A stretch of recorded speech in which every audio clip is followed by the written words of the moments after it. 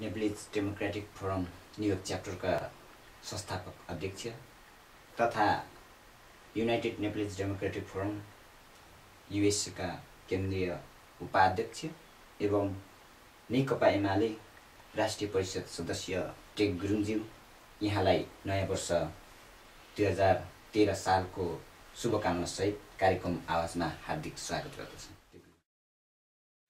मेरो तर्फबाट पनि सम्पूर्ण यो परिवर्तनको लागि आवाज भिडियो हेरिरहनु भएको सम्पूर्ण दर्शकवृन्दलाई मेरो व्यक्तिगत तर्फबाट पनि नयाँ वर्षको हार्दिक मङ्गलमय शुभकामना।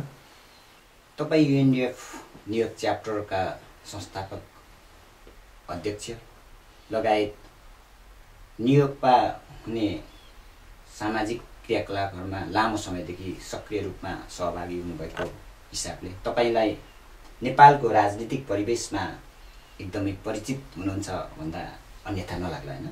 हजुर, लाग्दैन। म किनभने राजनीतिमा म एकदम इन्ट्रेस्टेड छु। सानै बच्चादेखि लागेको 2046 सालको आन्दोलन भन्दा पहिलेदेखि नै म सानो बाल्यकाल अवस्थादेखि लागेको हुनाले मलाई के लाग्छ भने मानिसको जीवन प्रत्यक्ष राजनीतिसँग जोडिएको हुन्छ। यस अर्थमा म नेपालमा रहे पनि नरहे पनि अमेरिकामा पनि मेरो भयङ्कर इन्ट्रेस्टको विषय हो। यसरी तपाईँ लामो समय नेपालको विद्यार्थी कालदेखि अहिलेसम्मको एउटा समग्र रूपमा तपाईँले नेपालको राजनीतिलाई दिनुभएको समयको रूपमा हेर्दाखेरि कति वर्ष जस्तो तपाईँले समय दिनुभयो नेपालको राजनीतिलाई? नेपालको राजनीतिलाई अब भन्नुपर्दाखेरि 12 वर्षको उमेरदेखि पार्टीको जुन भूमिगत कालमा सानो चिठीहरू यताउति बोक्नेदेखि लिएर लागेको अहिले अब म झन्डै 26 वर्ष भइसकेको छु पार्टीको निरन्तर चन्दा सहयोगदेखि लिएर समय दिएको। हामी एकचोटि नेपालको राजनीतिक सरगर्मीमै प्रवेश गरौँ न। यो विशेष गरेर 2069 साल चैत 14 गते नेपालको संविधान नबन्नुको कारण 4 वर्ष 601 जना सभासदहरूको सहभागितामा एउटा जुन संविधान बन्नुपर्ने थियो त्यो नबन्नुको पछाडि तपाईँलाई के छ जस्तो लाग्छ? त्यस्तो कारण त्यो नबन्नु मेन पछाडि अब संहिता प्रति जुन राजनीतिक पार्टीहरूले जुन चासो देखाउनु पर्ने थियो त्यो चासो राजनीतिक पार्टीहरूले देखाएन। उनीहरूलाई गलत भ्रम भयो। संहितामा जाँदाखेरि उत्तीर्ण पक्षहरू जनजाति मधेस दलितहरू जो विभिन्न वर्गबाट राज्यबाट पिछडिएका छन् उनीहरू अब अगाडि बढिन्छन् भन्ने यो केही आफूले उपल्लो जाति ठान्ने नेपाली राजनीतिक नेताहरूको प्रति त्यो भ्रम भयो। वास्तव त्यो गलत थियो। त्यही भ्रमको कारणले गर्दाखेरि मलाई के लाग्छ भने यो संविधान नबन्नुको एउटा विशेष मूल कारण त्यही हो जस्तो लाग्छ, जहाँसम्म लाग्छ। त्यो चाहिँ गलत भ्रम थियो। त्यसले वास्तवमा मेरो दृष्टिकोणमा अमेरिकाको इतिहासमा हेर्ने हो भने पनि काला जाति राम्रो हुनु भनेको गोरा जाति नराम्रो हुनु होइन। काला जाति राम्रो भनेको होल अमेरिकालाई राम्रो हुने हो। अमेरिकामा बस्ने सम्पूर्ण मानिसहरू राम्रो हुनु भनेको अमेरिकालाई फाइदा हुने हो। त्यस्तै नेपालमा पनि सबै वर्ग जब जुन राज्यको मूल भागबाट जुन पछाडि पिछडिएका छन् उनीहरूले राज्यको बढी ओनरसिप लिनु भनेको समग्र राज्यलाई बढी माया गर्नु र नेपालको उन्नति प्रगतितिर जानु हो।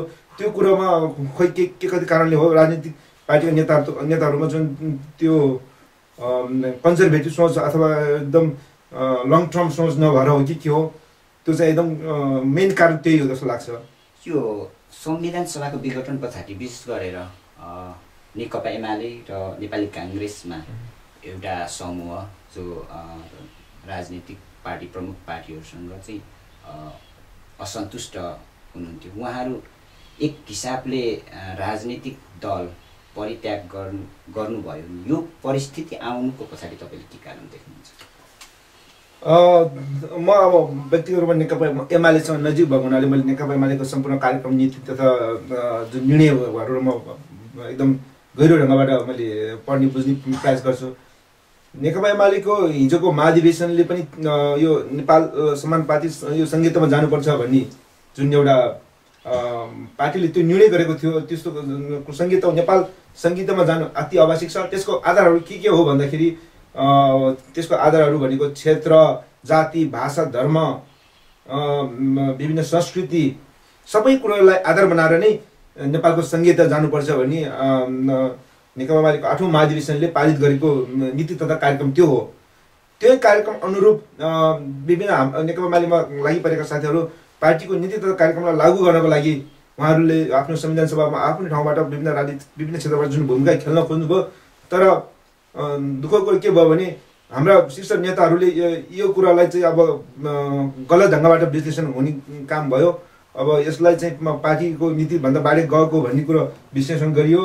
यसकारण साथीहरूलाई के लागेको भने जुन नीति कुरा एकातिर काम आएकोतिर त्यस्तो भएको हुनाले सायद साथीहरूले चाहिँ पार्टी छोड्न उहाँहरू चाहिँ अब योबाट चाहिँ हामी अगाडि बढ्न सकिँदैन होइन, यसले कुरा एउटा गर्छ काम आएकोतिर गर्छ भन्ने साथीहरूलाई लागेको हुनसक्छ। संविधान सभाको निर्वाचनमा जाँदाखेरि नेकपा एमालेको चुनावी घोषणापत्रमा जातीय पहिचान, सङ्घीय राज्य र धर्मनिरपेक्ष थियो या थिएन? त्यो स्पष्ट छ। त्यो एमालेमा मैले अझै काङ्ग्रेसको घोषणापत्रमा पनि मैले त्यो देखेको जस्तो लाग्छ। तर मलाई अलि म 100% क्लियर भने नेकपा एमाले त एकदमै क्लियरका साथ अबको संविधान सभाको चुनाव के को लागि भन्दाखेरि अबको संविधान सभा त चुनाव धर्मनिरपेक्षको लागि, नेपाल संघीयता लोकतान्त्रिक सङ्घीय बनाउनको लागि भनेर एकदम स्पष्ट रूपमा घोषणा गरेको छ। एकाएक संविधान बनाउने प्रक्रियामा चाहिँ त्यही विषयमा असमझदारी हुनुको पछाडि तपाईँले कुनै त्यस्तो विशेष देशभित्र अथवा देश बाहिर कुनै राजनीतिक चलखेल अथवा कुनै विशेष परिस्थिति त्यस्तो कुनै केही देख्नुहुन्छ? मैले जहाँसम्म लाग्छ मेरो बुझ्दाखेरि हाम्रो देश अब इन्डिया र चाइनाको प्रतिष्ठित सम्बन्ध छ। जहाँसम्म लाग्छ चाइना पनि नेपाल संघीयतामा जाओस् भन्ने उनीहरूको पनि त्यति साह्रै इन्ट्रेस्ट उनीहरूको पनि देखेन। त्योभन्दा पनि सबैभन्दा पहिला हाम्रो राजनीतिक पार्टीहरूले एउटा लङ टर्म सोच सबैलाई अगाडि बढाएर राम्रो सक्नुको सट्टा विभिन्न मिडियाबाट गलत भ्रमहरू फैलाएर देश टुक्राउने, देश भङ्ग्याउने। मेरो दृष्टिकोणमा मधेसमा बस्ने जति एउटा मधेसीले त्यो नवलपरासीमा बस्ने बोर्डरमा बस्ने नवलपरासीले राष्ट्रियताको लागि जति लडाइँ लडेको छ, जहाँसम्म लाग्छ पोखरामा बस्ने कुनै बाहुन छेत्री गुरुङले त्यो लडाइँ लडेको छ। किनकि हरेक दिन ऊ चाहिँ सिमानाको रक्षाको लागि होला, त्यहाँ केही घुसपेट स्वाभाविक रूपमा ओपन बोर्डर भएपछि त्यहाँ केही घुसपेट छ त्यस्तो छैन भन्नु हुँदैन। तर त्यसलाई गलत नजरअन्दाज गर्नु भएन। त्यस कारण जो राष्ट्रप्रति एकदम राष्ट्रियता प्रति एकदम वफादार भएर काम गरिरहेको छ उहाँहरूको आत्मामा चाहिँ कस्तो चोट पुगिरहेको छ। जसले गर्दाखेरि यो पछिल्लो समयमा आएर नेकपा एमाले केही सन्दर्भको कुरा गर्दाखेरि संविधान सभाको मिति अन्तिम आएको अवस्थामा नेकपा एमालेबाटै विशेष किसिमको जातीय पहिचान, संहिता र धर्मनिरपेक्ष सम्बन्धी विशेष निर्णय नआएको भन्ने बुझिन्छ। र त्यस पश्चात नेकपा एमाले भित्रै अशोक राई जस्तो वरिष्ठ उपाध्यक्ष जनजातिबाट हुँदै पनि यी विषयमा चाहिँ निर्णय हुन नसक्नुको कारण तपाईँलाई कस्तो लाग्छ? त्यहाँ जनजाति नेताहरूको पहुँच नपुगेको या उहाँहरूले चाहिँ स्पष्टसँग यो परिवर्तन चाहिँ हाम्रो पार्टीले दिन सक्नुपर्छ, निर्णय गर्न सक्नुपर्छ भन्ने आवाज बुलन्द गर्न नसक्नु भएको, अथवा के कमी कमजोरी जस्तो लाग्छ तपाईँलाई? यो चाहिँ वास्तवमा मलाई के लाग्छ भने कुनै पनि पार्टीको नीति तथा कार्यक्रम नै महत्त्वपूर्ण कुरा हो। त्यो नीति तथा कार्यक्रम लागू गर्नको लागि त्यो तपाईँ जनजाति नै हुनुपर्छ अथवा ब्राह्मण क्षेत्रीय अथवा गैर जनजाति नै हुनुपर्छ भन्ने होइन। यो इमान्दारिताको कुरा हो। इमान्दारिता र तपाईँको आफूले बनाएको नीति तथा कार्यक्रमलाई लागू गर्ने त्यो व्यक्तिको इमान्दारिता र त्यसको क्षमता त्यो नै महत्त्वपूर्ण पक्ष हो। त्यो पक्षहरू नेपाली राजनीतिक नेताहरूमा चाहिँ एकदम कमजोर देखिएको छ हरेक पार्टीमा। भनेपछि यहाँ नीति नियम तथा घोषणापत्र एउटा बनाइयो, पछाडि त्यसलाई कार्यान्वयन नगरेर अर्को बाटोतिर हिँड्यो भनेपछि यहाँ जुन पक्षलाई चाहिँ एउटा घोषणापत्र देखाइएर भोट माग्यो त्यो पक्षलाई पछाडि चुनाव सकिसकेपछि त्यो पक्षलाई वास्ता नगरेर धोका दिएको जस्तो देखिन्छ। त्यो धोका दिने पक्ष बलियो हुँदै गयो पार्टीमा, जसको कारणले गर्दाखेरि पार्टीले स्पष्ट रूपमा जुन अगाडि सारेको कुरालाई, आफूले अगाडि सारेको नीति तथा कुरालाई जनताको माझमा स्पष्ट रूपमा लागू गर्न नसके पनि लागू गर्ने अधिकतम प्रयास गर्नुपर्ने थियो, जुन त्यो चाहिँ नभएको चाहिँ मैले अहिले पाएको छु। संविधान सभाको विघटन पछाडि जुन नेकपा एमालेका असन्तुष्ट नेताहरूले अथवा अग्रगामी समूहका नेताहरूले राजनीतिक दललाई परित्याग गरी एउटा नयाँ पार्टी खोलेर अगाडि बढ्नु भएको छ, यसबारेमा तपाईँको विचार कस्तो रहन्छ? हुन त मेरो विचारमा के हो भने अब पार्टी नेकपा एमालेको जनजातिहरूले मात्रै त्यो पार्टी छोड्नु कुरा चाहिँ त्यो मेरो दृष्टिकोणमा त्यो राम्रो होइन। नेकपा एमाले भनेको हिजो नेपालमा दुईटा चिजको अत्यन्त आवश्यक छ। नेपालमा आमूल परिवर्तन आवश्यक छ, राजनीतिक रूपमा, आर्थिक रूपमा, सामाजिक रूपमा, हरेक रूपमा परिवर्तनको। त्यो चाहिँ के हुनुपर्छ भने शान्तिपूर्ण हुनुपर्छ। त्यो चाहिँ नेकपा एमालेको मूल भिजन हो। त्यो भिजनमा जब नेकपा एमालेले हाँग्ने विभिन्न कमिटीहरूले त्यो भूमिकामा कमजोर भूमिका खेल्दै जान्छ, तब नेकपा एमाले जनजातिले मात्रै होइन अरूले पनि छोड्न सक्छ। त्यो नेकपा एमाले समयमा सोच्नुपर्ने कुरा हो, समयमा बुझ्नुपर्ने कुरा हो। त्यस अर्थमा यो जनजातिले चाहिँ एमाले छोड्यो भन्ने ठुलो कुरा भन्दा पनि आम जनता परिवर्तन चाहन्छ नेपालमा। अनि परिवर्तन एमाले गर्न सक्छ। एमालेमा एउटा यस्तो नेपाली जनतामा त्यो एउटा विश्वास छ, किनभने एमालेमा एउटा यस्तो युवा सङ्गठनिक तरिका छ। त्यस कारण त नेपाली जनताले एमालेप्रति ठुलो भरोसा राखेका छन्। त्यो भरोसा नेकपा एमाले पुरा गर्ने नगर्ने नेकपा एमालेकोलाई हाँग्ने विभिन्न पार्टीको कमिटी, पार्टीको शीर्ष नेताहरू, उहाँहरूको विशेष भूमिका रहने छ।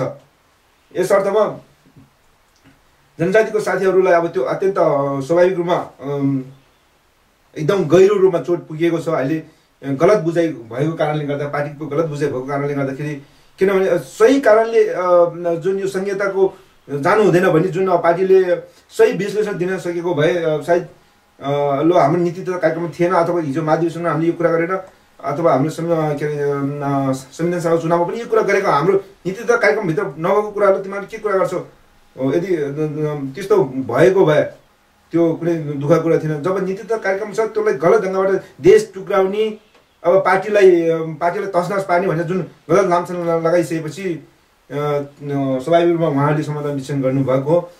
तर मेरो दृष्टिकोणमा अझै पनि नेकपा एमालेसँग त्यो आम जनताको विश्वास छ र नेकपा एमाले त्यसलाई बुझ्नु र जनताको जुन भावना, विचारलाई, देशलाई, परिवर्तनलाई शान्तिपूर्ण ढङ्गबाट उस गर्नको लागि नेपाली जनताले आशा भरोसा गरेको छ। त्यसको पुरा गर्नको लागि नेकपा एमाले अगाडि रहनुपर्छ, तत्पर रहनुपर्छ। र अब हाम्रो अशोक राईज्यूहरूले खोल्नुभएको पार्टी उहाँहरूको अब राम्रै छ। अब उहाँहरूले पनि अब समग्र जनजातिहरूलाई चाहिँ अब जनजाति मात्रै होइन कि सामाजिक मुद्दालाई, राष्ट्रिय मुद्दालाई, पार्टीको मुद्दा र अगाडि बढ्न सक्नु पर्यो। त्यस अर्थमा पनि पार्टी सफल कि असफल भन्ने कुरा महत्त्वपूर्ण भूमिका हुन्छ।